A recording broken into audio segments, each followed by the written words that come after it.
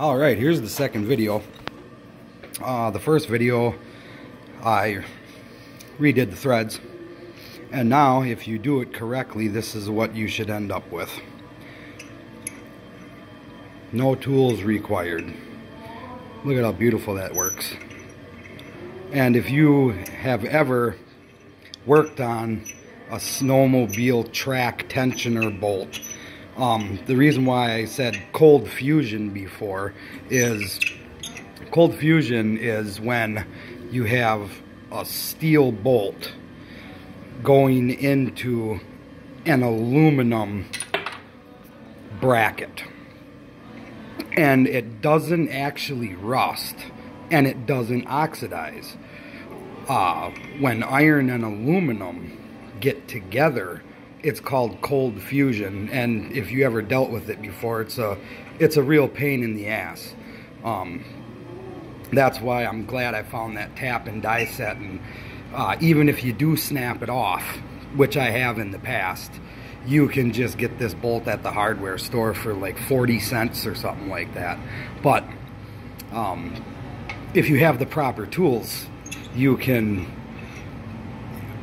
resurrect, if you will, the old part and make it brand new.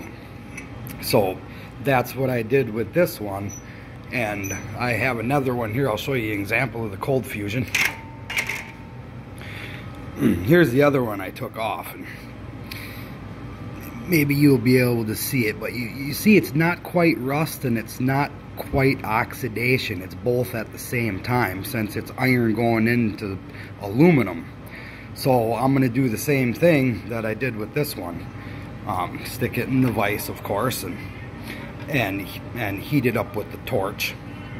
And I usually like using a little pipe wrench, because some guys, if it's really rusty and fused together, you'll round off the bolts. I see someone had already tried. When it was on the snowmobile, I didn't even try because I knew that it was going to be stuck.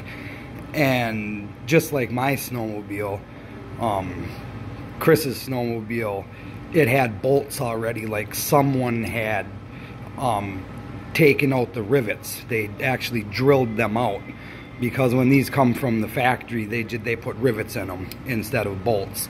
But this one had bolts, so I was happy to see that. So you just unbolt the bracket, and the best way is, like, if you have vise, stick it in there. And of course, the PB Blaster works great, especially with heat. So I'll do the very same thing on this, and then we'll go back out in the garage and I'll reassemble that, tighten the track, and then I'm going to be working on the radiator. He says it's overheating and losing fluid, so I'll take a look at that and get it all back to new.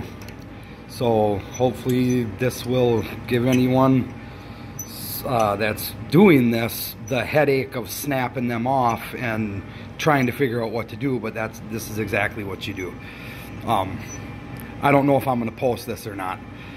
I never really posted videos on the internet before, but I'm definitely going to show it to some people. So there you have it. It's like butter. So I'll show you the video when I tighten the track. That's pretty straightforward and easy too. So, all right, back at it.